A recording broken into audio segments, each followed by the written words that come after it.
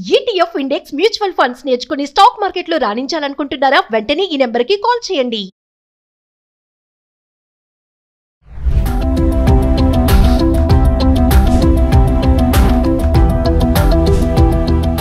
నమస్తే, welcome back to Suman TV. Renters అంటే అద్దెదారులను ఇబ్బంది పెట్టే చర్యలను అరికట్టేందుకు కేంద్ర ప్రభుత్వం కొత్తగా కొన్ని రూల్స్ని తీసుకొచ్చింది. అంటే దీని ప్రకారంగా యజమానులు ఇష్టం వచ్చినట్టు చేయడానికి లేదు. మరి కేంద్రం తీసుకొచ్చినటువంటి ఆ కొత్త రూల్స్ ఏంటి? దీనిపై మరింత సమాచారం అందించడానికి ఈరోజు మనతో పాటు ఉన్నారు అనలిస్ట్ మందర్ కృష్ణారెడ్డి గారు. నమస్తే సార్. నమస్తే అమ్మా.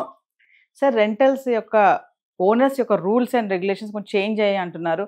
మనం గతంలో కొన్ని వీడియోలో మాట్లాడుకున్నాము దీని మీద. అంటే కొత్తగా వచ్చినటువంటి రూల్స్ ఏంటి, అసలు దానివల్ల రెంటర్స్కి ఏంటి ఉపయోగం? కేంద్ర ప్రభుత్వం ఒక్కొక్క రాష్ట్రంలో ఒక్కొక్క రకమైనటువంటి అద్దె చట్టాలు ఉండటం వల్ల రకరకాల పద్ధతులు నడుస్తూ ఉన్నాయి. చాలా మంది రెంట్కు తీసుకున్న వాళ్ళు అసంతృప్తిగా ఉన్నారు. యజమానులు కూడా చాలా చోట్ల అసంతృప్తిగా ఉన్నారు. లక్షల కొద్ది కేసులు పేరుకుపోతున్నాయి. ఖాళీ చేయమంటే చేయనని చెప్పి హైకోర్టు దాకా, సుప్రీంకోర్టు దాకా వెళ్లే కేసులు చాలా ఉన్నాయి.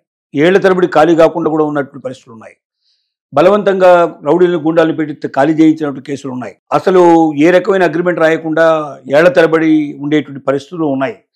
ఈ రకరకాల సమస్యల ద్వారా లక్షల కేసులు కోర్టుల్లో పేరుకుపోతున్న పరిస్థితిని చూసి కేంద్ర ప్రభుత్వం ఒక మోడల్ టెనెన్సీ యాక్ట్ అనేటువంటి ఒక యాక్ట్ని రూపొందించింది. అయితే ఈ యాక్టు కేంద్ర ప్రభుత్వం సంబంధించిన చట్టం కాదు ఇది. ఎందుకంటే టెనెంట్స్ చట్టం అనేటువంటిది ఖచ్చితంగా రాష్ట్రాలకు వర్తిస్తుంది. కానీ కేంద్రం ఏం చేసిందంటే రాష్ట్రాలకు ఒక మార్గదర్శకత్వం చూపించింది, ఒక గైడ్ లైన్స్ ఇచ్చింది. ఈ గైడ్ లైన్స్ ప్రకారం మీరు కూడా మార్పు చేసుకున్నట్టయితే సమస్యలు చాలా తగ్గుతాయి.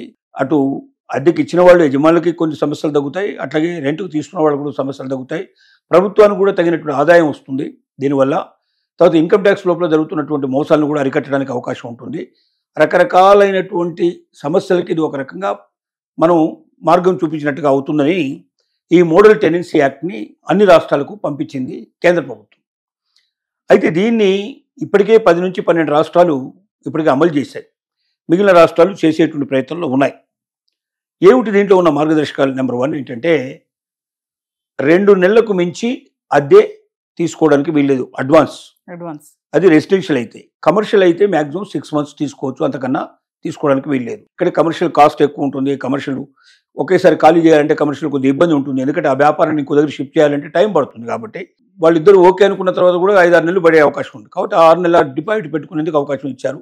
కానీ రెసిడెన్షియల్గా ఉండేటువంటి వాళ్ళకి మాత్రం 2 నెలలు డిపాజిట్ చేస్తే సరిపోతుంది అనేది మొట్టమొదటి ఆలోచన. రెండోది ఏంటంటే, అంటే ఇప్పుడు ఎలా ఉంది పరిస్థితి అంటే కొన్ని చోట్ల 2 సంవత్సరాలు కూడా అద్దెకు తీసుకునే పరిస్థితులు ఉన్నాయి. కర్ణాటకలో వెళ్తే, తమిళనాడులో వెళ్తే మీకు 1 year 2 years అడ్వాన్స్ ముందే తీసేసుకుంటారు. అక్కడ చాలా కష్టం, ఇల్లు దొరకడం కష్టం. దొరికినా కూడా వాటికి అడ్వాన్స్ అంతా పే చేయాలి, మళ్ళీ మంత్లీ రెంట్ పే చేయాలి. 6 నెలలకు ఒకసారి కూడా పెంచే అవకాశం ఉంది, సంవత్సరానికి ఒకసారి పెంచే అవకాశం ఉంది. రకరకాల పద్ధతులు వస్తున్నాయి. వీటన్నిటికీ స్వస్తి చెప్తూ ఎక్కడైనా సరే భారతదేశం మొత్తం మీద 2 మాసాలు మాత్రమే అద్దె డిపాజిట్ చెల్లించాలి రెసిడెన్షియల్ కాలైతే. అదే కమర్షియల్కి అయినట్టయితే 6 నెలలు ముందుగా అడ్వాన్స్ 6 months అడ్వాన్స్ చెల్లిస్తే సరిపోతుంది. నెంబర్ 1 తీసుకోవచ్చు. రెండోది, రెంటల్ డీడ్ ఇప్పటిదాకా ఏంటంటే రిజిస్ట్రేషన్ చేయకపోయినా నడుస్తుంది. ఏదో మామూలుగా స్టాంప్ పేపర్ తీసుకుంటాడు, 11 నెలలకు రాసిస్తాడు, ఆ రకంగా ఇచ్చేసుకుంటూ వస్తున్నారు. కానీ ఇక నుంచి రెంటల్ డీడ్ తప్పనిసరిగా అప్లోడ్ చేయాలి. అంటే ఏదైతే డిపార్ట్మెంట్ ఉంటుందో ఆ డిపార్ట్మెంట్ కింద దేని కిందకి వస్తుందో చూసుకొని ఆ యాక్ట్ కింద ఆ ప్రత్యేక డిపార్ట్మెంట్కు ఎప్పటికప్పుడు డిజిటల్, అంటే డైరెక్ట్గా మనకు డిజిటల్ స్టాంపింగ్ కూడా డిజిటల్ చేయించేసుకొని డిజిటల్ స్టాంపింగ్ తోటి మనం డైరెక్ట్గా అప్లోడ్ చేయడం. అంటే ఆ డిపార్ట్మెంట్కి అప్లోడ్ చేస్తేనే ఆ వ్యాలిడ్ అవుతుంది. ఏదైతే టెనెంట్ అద్దెకు తీసుకున్నాడో ఆ అద్దెకు సంబంధించినటువంటి రెంటల్ అగ్రిమెంట్ ఏదైతే ఉందో ఆ రెంటల్ అగ్రిమెంట్ ఎప్పుడు వ్యాలిడ్ అవుతుందంటే దాన్ని డిజిటల్గా రిజిస్ట్రేషన్ చేసినప్పుడు మాత్రమే సాధ్యం అవుతుంది. అంటే గవర్నమెంట్కి సంబంధించిన ఫీజు కట్టి రిజిస్ట్రేషన్ చేయాలి. ఇది కాకుండా నేను ఏ పేపర్ మీద రాయిస్తాను, ఏ స్టాంప్ పేపర్ మీద రాస్తే అలాంటివి రెంటల్ ట్రిబ్యునల్ వాళ్ళు దాన్ని తీసుకోరు. రెంటల్ ట్రిబ్యునల్ వాళ్ళు తీసుకోరు. అంటే ఏది ఓనర్స్ వచ్చి మేము టెనెంట్ మీద వేస్తున్నామని చెప్పి వేస్తే మాత్రం ఒప్పుకోరు. అలాగే టెనెంట్ ఎవరైనా సరే గవర్నమెంట్కి ఇన్ఫర్మేషన్ ఇస్తే వెంటనే టెనెంట్ ఓనర్ మీద యాక్షన్ తీసుకోవడమే కాకుండా దాని రిజిస్ట్రేషన్ కూడా ప్రాసెస్ కంప్లీట్ చేయడానికి గవర్నమెంట్ ఇనిషియేటివ్ తీసుకుంటుంది. అంటే ఇక నుంచి ఏ రకమైనటువంటి అద్దెకు సంబంధించినటువంటి రెంటల్ అగ్రిమెంట్స్ డిజిటల్ రిజిస్ట్రేషన్ కాకుండా తమ ఇష్టం వచ్చినట్టుగా ప్రవర్తించే అవకాశం అద్దె యజమానులకి లేదు, ఇంటి యజమానులకు లేదు, అలాగే కిరాయికి తీసుకునే వాళ్ళకు కూడా అవకాశం లేదు. అద్దె పెంచడం కూడా ఎప్పుడు పెంచాలి? సంవత్సరానికి ఒకసారి పెంచాలి. అది ఎలా పెంచాలి? 2 నెలల ముందర నోటీస్ ఇవ్వాలి. ఏమని? రెంట్ పెంచబోతున్నాను ఇంత అని చెప్పాలి. అది రీజనబుల్గా ఉందా లేదా చెక్ చేసుకోవాలి. అంటే ఒక్కో రాష్ట్రాన్ని ఒక రకంగా ఇంత పర్సెంటేజ్ అని పెట్టుకోవచ్చు. ఇంత రెసిడెన్షియల్ అయితే ఇంత పర్సెంటేజ్, కమర్షియల్ అయితే ఇంత పర్సెంటేజ్. సహజంగా అయితే రెసిడెన్షియల్కి 5% ఉంటుంది, అలాగే కమర్షియల్కి అయితే 10% ఉంటుంది. కొంతమంది 2 ఏళ్ళు 3 ఏళ్ల తర్వాత పెంచేటువంటి విధానం కూడా పెట్టుకుంటారు. కొంతమంది అసలు పెంచరు.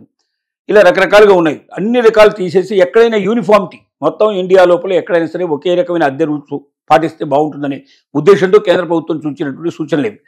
దీని లోపల 2 months ముందరే మరి అలాగే రెంటు ఎవరైనా ఖాళీ చేయదలుచుకున్నా కూడా, ఖాళీ చెయ్యమని ఒకవేళ యజమాని కోరినా కూడా 2 నెలల ముందర ఖచ్చితంగా నోటీస్ పంపించాలి. నోటీస్ పంపించిన తర్వాత ఖాళీ చేయించాలి. నోటీస్ పంపించకుండా ఖాళీ చేయడానికి అవకాశం లేదు. ఇలాగా రకరకాలైనటువంటి చట్టాలు తీసుకొచ్చారు దీని లోపల. అలాగే ఇప్పుడు ఏంటంటే వాళ్ళ డిపాజిట్ మన వెనక్కి ఇవ్వకపోతే కూడా కష్టం అవుతుంది. అలా ఏమైనా బాకీలు ఉంటే కూడా బాకీ మొత్తం వసూలు చేసుకుంటూ వాళ్ళకి రైట్ ఇచ్చారు. వీటికి ప్రత్యేకమైన ట్రిబ్యునల్స్ ఉన్నాయి.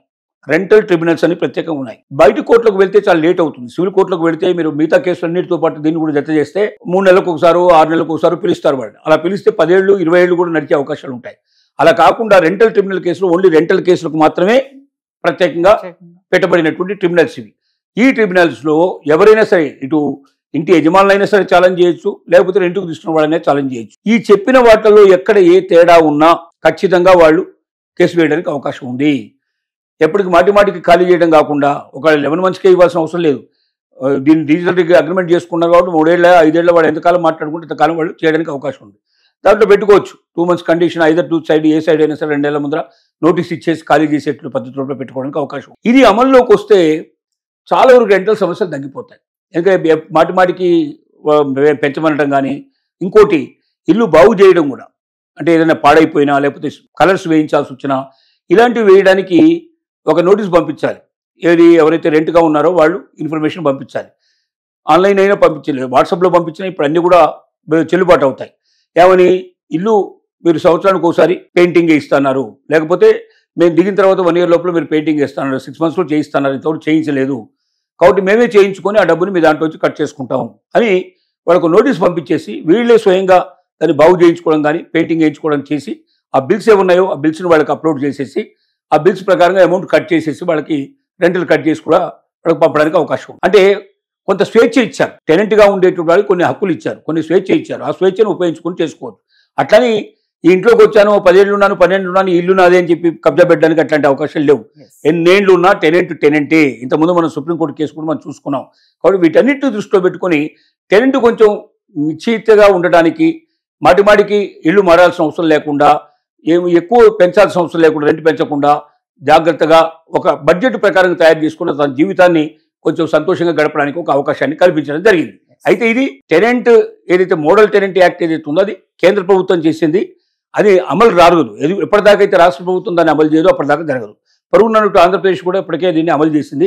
తెలంగాణ గవర్నమెంట్ ఇంకా అమలు చేయాల్సి ఉంది. తొందరలోనే చేస్తారని ఆశిస్తున్నాం. Thank you sir.